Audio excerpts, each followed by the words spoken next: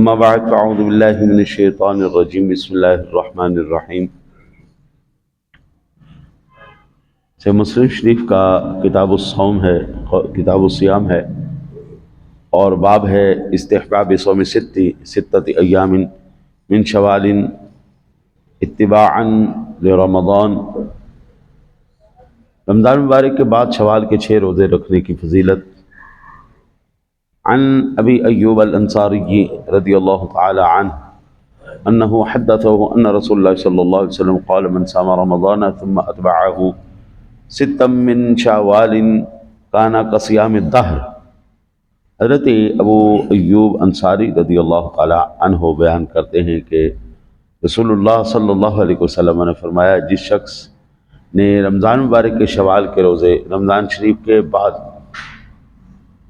اور جس نے رمضان کے روزے رکھے اور پھر اس کے بعد شوال کے 6 روزے رکھے، تو یہ ہمیشہ روزے رکھنے کی مثل ہے۔ اس کو ہم صوم الدہر بھی کہتے ہیں، اور اسی کے مثل حضرت ابو ایوب انصاری کی اگلی حدیث پاک بھی ہے، اس سے اگلی حدیث پاک بھی ہے۔ یہ 3 مسلسل روایات سے مسلم شریف کے اس باب میں آ رہی ہیں، جن کا مضمون ایک ہی ہے، رمضان مبارک کے بعد شوال کے 6 روزے رکھنا۔ کچھ چیزیں ایسی ہوتی ہیں جو استحباب کے درجے میں آتی ہیں، کچھ ایسی ہوتی ہیں جو فرائض کے درجے میں آتی ہیں۔ رمضان مبارک کے روزے فرض ہیں ہم پر، اور یہ روزہ اور صدقہ فطر واجب ہے ہم پر، اور روزہ ہم پر فرض ہے۔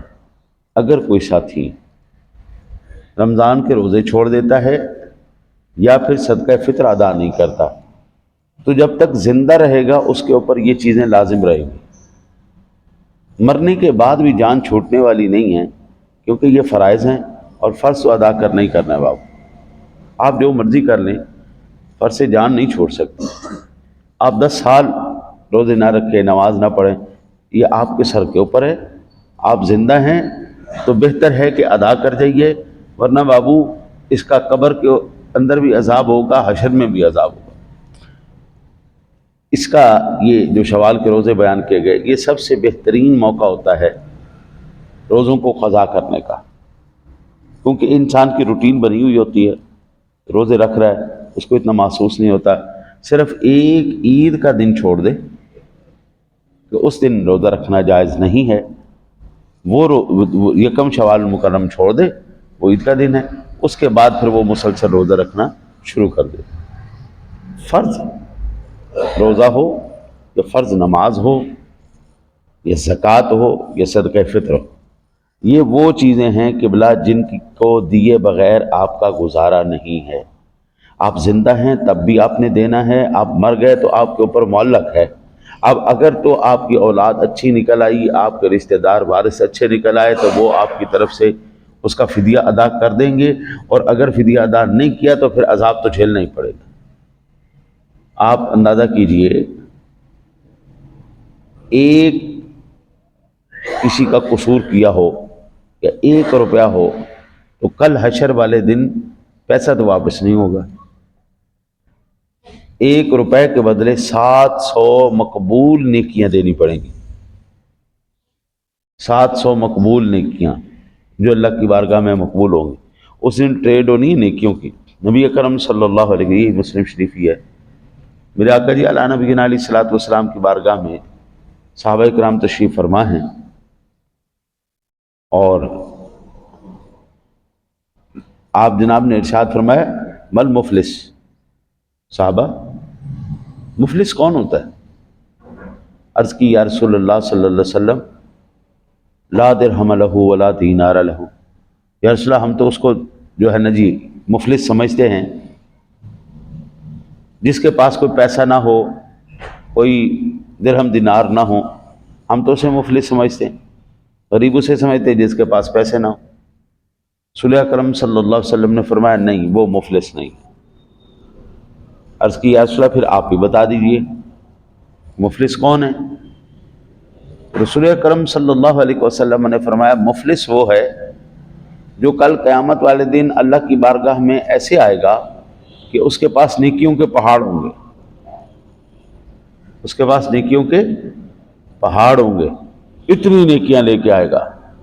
لیکن حضور فرماتے کسی کو اس نے گالی دی ہوگی، کسی کی غیبت کی ہوگی، کسی کی چغلی کی ہوگی، کسی کا حق مارا ہوگا، اب وہ اس بندے کو نیکیاں دے گا جس کے ساتھ وہ زیادتی کر کے آئے۔ اب یہ ایسا دور تو ہے نہیں آج کل کا کہ تعلقات یا انسان کی جو ہے نا جی اپنی بدماشی چل جائے گی، نہیں، اللہ کی عدالت ہے، کسی کو چوں کرنے کی جرت نہیں۔ حضور فرماتے ہیں کہ وہ جس کو برا کہا ہوگا، جس کے حق مارے ہوں گے، اس کو نیکیاں دیتے دیتے دیتے دیتے حتیٰ کہ اس کی ساری نیکیاں ختم ہو جائیں گی۔ لیکن آقا جی فرماتے ہیں ابھی بھی اس کا وہ جرم ختم نہیں ہوگا، ابھی بھی لوگوں کا اس نے دینا ہوگا۔ زیادتی کرنے والے جن کے ساتھ زیادتی کی وہ زیادہ لوگ تھے، غیبت کی، چغلی کی، یہ سارا سلسلہ ابھی زیادہ تھا۔ تو پھر حضور فرماتے ہیں کہ جن لوگوں کے ساتھ زیادتی کی ہوگی ان کے گناہ اس کے کھاتے میں ڈالے جائیں گے۔ اللہ اکبر، اللہ اکبر، لے کے نیکیوں کا پہاڑ آیا تھا، لیکن چونکہ چتر زبانی آج کل ہم جس کو کہتے ہیں جگتے مارنا، ذلیل کرنا، اگلے کو جگتے مار مار کے ذلیل کر کر کے ہم سمجھتے کہ واہ واہ واہ واہ میں تو بڑا پہلوان آدمی ہوں، بابو یہ پہلوانی نکل جائے گی حشر والے دن جس وقت نیکیاں دینی پڑی نا، تو پھر اب اس کے ذمے میں گناہ آتے جائیں گے حتیٰ کہ گناہوں کا پہاڑ انبار لگ جائے گا۔ حضور فرماتا ہے وہ اپنے ان شامت اعمال کی وجہ سے جہنم میں جائے گا۔ صحابہ مفلس اس کو کہتے ہیں۔ بجائے اس کے قبلہ کہ بندہ اپنی جان کو عذاب میں ڈالے اور کسی کے ساتھ زیادتی کرے، کسی کو گالم گلوچ کرے، کسی کے خلاف بندہ زبان درازی کرے، تو اسے بہتر نہیں ہے کہ بندہ خاموش رہے، اپنا عمل کرے، جو ممکن ہو سکتا ہے کرے، نہیں ہو سکتا اللہ تعالیٰ سے توفیق مانگے، لیکن کسی کے ساتھ زیادتی اور یہ والے معاملات نہ کرے۔ اللہ تعالیٰ سے دعا ہے اللہ تعالیٰ آپ کو مجھے عمل کی توفیق عطا فرمائے۔